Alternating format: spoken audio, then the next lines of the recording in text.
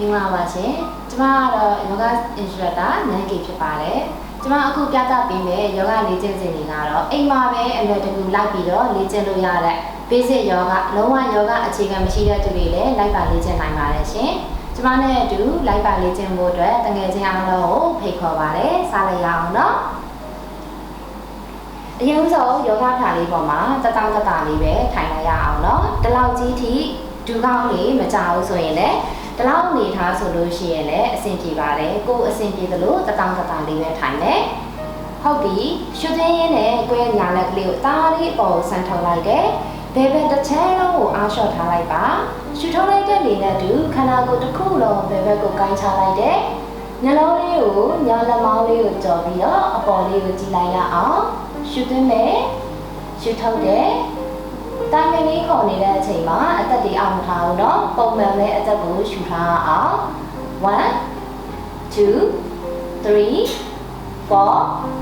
5ခဏကိုအသာလေးပြန်လှမ်းလိုက်မယ်ပြီးရင်ညာလက်လေးကိုအသာလေးချလိုက်မယ်နောက်တစ်ဖက်သွားမယ်ရှုသွင်းတဲ့ဘယ်ဘက်လက်လေးကိုအပေါ်ကိုဆန်ထုတ်လိုက်တယ်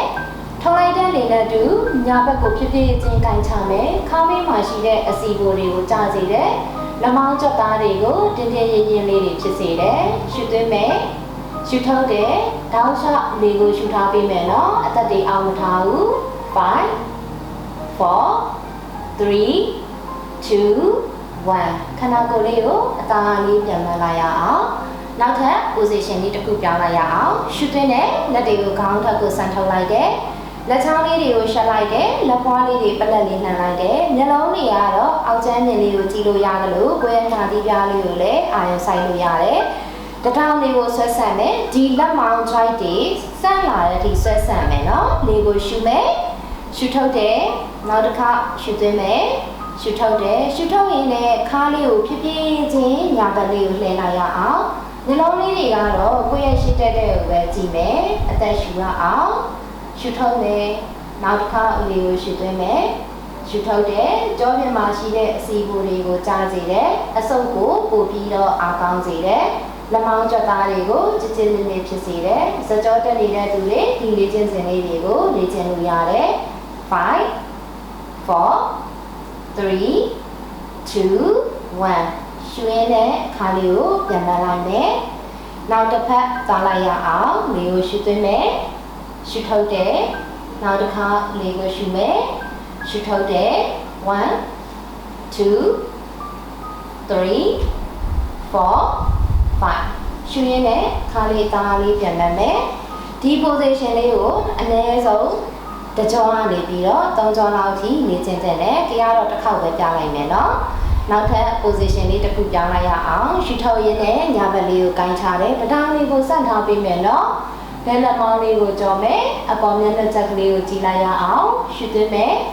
ရှုထုတ်တယ်နောက်တစ်ခါရှုမယ်ကိုကဒီလောက်ပဲရတယ်ဆိုရင်ဒီလောက်ပဲလုပ်မယ်သူထပ်ပုံနိုင်နေဆိုရင်ခန္ဓာကိုယ်ကိုအောက်ကိုဖြည်းဖြည်းချင်းကိုင်းချသွား1 2 3 4 5ရှုတဲ့လေးနဲ့တူခါလေးကိုတားလေးပြန်မှန်းလိုက်မယ်နောက်ထပ်တစ်ဖက်ပြောင်းလိုက်ရအောင်လေရှုမယ်ဒီလောက်လေးပဲရတယ်ဆိုရင်ဒီလောက်လေးပဲလုပ်မယ်သူထပ်ပုံနိုင်တစ်ဖြည်းဖြည်းချင်းခန္ဓာကိုယ်လေးကိုအောက်ကိုဆင်းသွားလိုက်မယ်လေရှုမယ်ရှုထုတ်တယ်နောက်တစ်ခါရှုသွင်းမယ်ရှုထုတ်တယ်1 2 3 4 5ရှုတဲ့လေးနဲ့တူခါလေးကိုတားလေးပြန်မှန်းလိုက်ရအောင်လက်ကလေးတွေကိုဖြည်းဖြည်းချင်းဖြီလျှော်လိုက်တယ်ဂျားရောက်ကနေအပူလေးတွေထွက်လာတာကိုခန်းစားကြည့်လို့ရလိမ့်မယ်ပြီးရင်ကိုယ့်ရဲ့ညာချီလေးကိုဆန်ထုတ်လိုက်တယ်ကိုကဒီလောက်ပဲရတယ်ဆိုရင်ဒီလောက်ပဲဆန်ထုတ်မယ်ဒါမှမဟုတ်ရင်ဒီလောက်ကြီးမရဘူးဆိုရင်လည်းအရှိကိုနည်းနည်းလေးဆန်ထုတ်လိုက်လို့ရတယ်ကိုရတဲ့လောက်နိုင်တဲ့လောက်လေးသွားမယ်နော်ဒါပေမဲ့ဒူးကြီးကိုဒီလိုကြီးလဲထားတာမျိုးမဖြစ်ရဘူးကိုယ့်ရဲ့ခြေခဏလေးရဲ့ခြေတပုံလေးရဲ့ကတော့တန်းနဲ့အနေထားလေးဖြစ်နေရမယ်ကိုနိုင်ကလောက်ခြေထောက်လေးကိုဘီကိုဆန်ထုတ်လိုက်မယ်အဲ့မှာလေဒူးကောင်းကနေစပြီးဟိုးချီပြားအထိကိုမိတလောက်ကိုသွားမယ်အစာပိုင်း basic သမားလေးဆိုလို့ရှိရင်တော့ဒူးကောင်းလေးကိုပဲကင်ထားလေးရတယ်ဒါမှမဟုတ်ရင်ခြေချင်းဝက်ခြေတလုံးကိုကင်ထားလေးရတယ်ကိုယ့်ရဲ့ညာလက်ညာခြေထောက်လေးကိုကင်လိုက်တယ်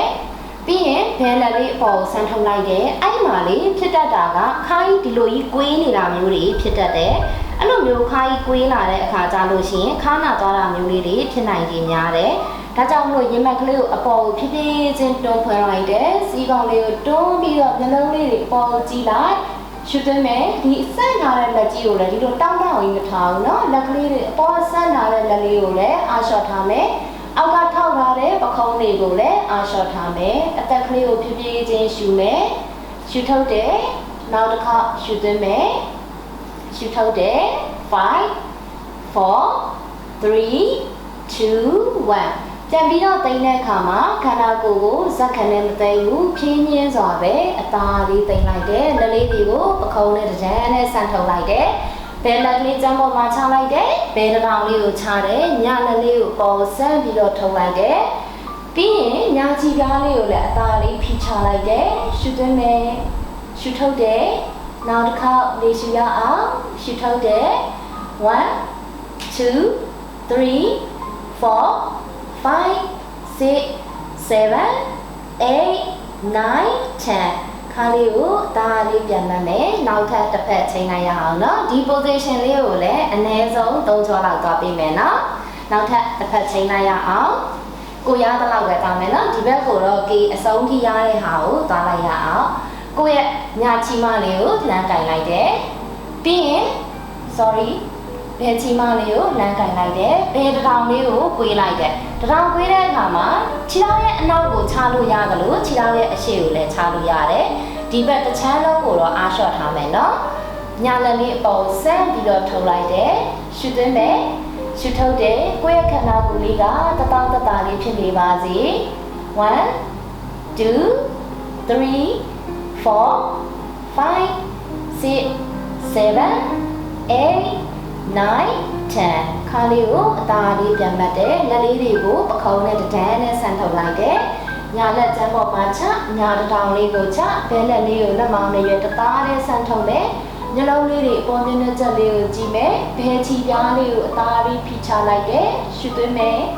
ရှုထုတ်တယ်နောက်တစ်ခါလေးရှုမယ်ရှုထုတ်တယ်1 2 3 4 5 6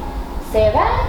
8 9 10ခန္ဓာကိုယ်လေးကိုအသားလေးပြန်မှတ်လိုက်မယ်ပြီးရင်ခြေထောက်လေးတွေနှစ်ဖက်စလုံးကိုဆင်လိုက်ရအောင်နော်ကိုနိုင်တလောက်ပဲသွားပါဒီလောက်ကြီးထိရရမယ်လို့မဆိုလို့အစာပိုင်းသမားတွေဆိုရင်ဒီလောက်လေးပဲရတယ်ဆိုရင်လည်းဒီလောက်လေးပဲသွားမယ်နော်ဒါပေမဲ့ခုနကပြောခဲ့သလိုပဲခြေခဏလေးနဲ့ခြေသပုံနဲ့တော့တသားတဲ့အနေထားလေးဖြစ်နေရမယ်ခြေထောက်လေးတွေဘေးလည်ညာကိုဆန်ထုတ်လိုက်တယ်လက်ကလေးတွေအရှိကိုဆန်ထုတ်လိုက်တယ်ကိုကလက်ကိုဒီလောက်လေးပဲရတယ်ဆိုရင်လည်းဒီလောက်လေးပဲသွားမယ်အများစုကတော့ဒီလောက်ထိတော့ရကြပါတယ်အဲ့မှာပခုံးကြီးတွေဒီလိုမျိုးကြီးတောင့်မထားဘူးเนาะဒီပခုံးတွေကိုအားလျှော့လိုက်တယ်ပခုံးတွေအားလျှော့ဖို့အတွက်တထောင်စစ်လေးတွေကိုခက်လျှော့လျှော့အနေထားလေးထားဖို့တင်တယ်ဒါကြောင့်မို့တထောင်လေးကိုဖြည်းဖြည်းချင်းကွေးလိုက်တယ်ဒီနေထားမှလည်းဒီလိုပဲအန်ကြီးတွေကျိတ်ပြီးတော့အသက်တွေအောက်မထားဘူးเนาะရှုသွင်းမယ်ရှုထုတ်တယ်ကိုယ်မျက်နှာကိုအတက်နိုင်ဆုံးပြုံးပြုံးလေးထား1 2 3တဖြည်းဖြည်းနဲ့အောက်ကိုဆင်းသွားရအောင်4 5 6 7ဒီနေထားထိနိုင်တဲ့သူကတော့လက်တွေကိုရှေ့ကိုတဆုံးထိဆန့်ထုတ်လိုက်မယ်1ပိုင်းလေးနဲ့ကြမ်းပြင်လေးနဲ့ကတ်လိုက်တယ်မေးစီလေးနဲ့ကြမ်းပြင်လေးနဲ့ကတ်လိုက်တယ်လက်လေးတွေကိုရှေ့ကိုဆန့်ပြီးတော့ထုတ်ထားတယ်တင်မလေးတွေကိုအနောက်ကိုတွန်းပို့လိုက်တယ်ပခုံးတွေကိုရှေ့ကိုဆန့်ပြီးတော့ထုတ်လိုက်တယ်ဒီဒေတာလေးမှာလည်း10စက္ကန့်လောက်နေလိုက်ရအောင်နော်ရှုသွင်းမယ်ရှုထုတ်တယ်အမျိုးသမီးတွေအများဆုံးလေ့ကျင့်သင့်တဲ့လေ့ကျင့်စဉ်ဖြစ်ပါတယ်1 2 3 4 5 6 7 8 9 10ပြန်သိမ်းတဲ့အခါမှာလက်ကလေးကိုဖြင်းညင်းစွာနဲ့ပဲအနောက်ကိုဖြည်းဖြည်းချင်းလာပြီးတော့ပြန်သိမ်းလိုက်ရအောင်ဟုတ်ပြီဒီ position လေးကိုလည်းတစ်ကြောနှစ်ကြောသုံးကြောလောက်ထိလေ့ကျင့်သင့်တယ်ဒီအနေထားကိုပြောင်းမယ်ဆိုရင်ကကောက်ဖက်လေးအောက်ကနေအသားလေးလက်လေးမလိုက်မယ်ဒူးလေးကွေးလိုက်ရအောင်ပြီးရင်ဒီဒူးကြောလေးတွေရှော့ဖို့အတွက်ကိုယ့်ရဲ့ခြေခဏကိုတင်မနာထိကတ်နိုင်တဲ့လောက်ထိကတ်လိုက်တယ်လက်ကလေးနှစ်ဖက်နဲ့ဒူးကောင်းလေးကိုဆွဲပြီးတော့ပိုက်လိုက်ပါအောင်ဒီတိုင်းလေးခဏနေပြီးလိုက်ရအောင်နော်လေရှုမယ်ရှုထုတ်တယ်နောက်တစ်ခါရှုသွင်းမယ်ရှုထုတ်တယ်5 4 3 2 2 1ဒီလောက်ဆိုရင်ဒူကြောလေးတွေလည်းရောလာပြီဆိုတော့နောက်ထပ် position လေးတစ်ခုပြောင်းလိုက်ရအောင်